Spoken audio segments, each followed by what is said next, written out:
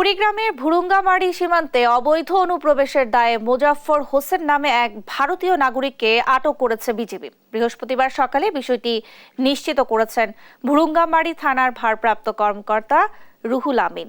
এর আগে বুধবার রাত ৮টার দিকে ভুরুঙ্গামারী উপজেলার বাগভান্ডার সীমান্তের এলাকার ভোটহাট বাজার থেকে তাকে আটক করা হয়।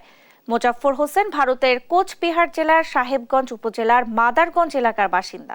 বিজিবি জানায়, বাগভান্ডার বিওপির সীমানা পিলার ৯৫৭ এর নিকট দিয়ে দুইজন ভারতীয় নাগরিক অবৈধ অনুপ্রবেশ করে বাংলাদেশের ৬০০ গজ অভ্যন্তরে ভোটহাট বাজারে ঘোরাফেরা করছেন। এমন গোপন তথ্যের ভিত্তিতে বাগভান্ডার বিওপি ক্যাম্পের একটি দল তাদের আটক করে জিজ্ঞাসাবাদ করে। প্রাথমিকভাবে তারা জানায় তারা বাংলাদেশি নাগরিক, বাজারে এসেছিল ঔষধ ক্রয় করতে। এ সময় বিজিবি সদস্যরা চ্যালেঞ্জ করলে একজন দৌড়ে ভারতের অভ্যন্তরে পালিয়ে যায়। অপরজনকে আটক করে বিজিবি, পরে তাকে ভুরুঙ্গামারী থানায় হস্তান্তর করা হয়।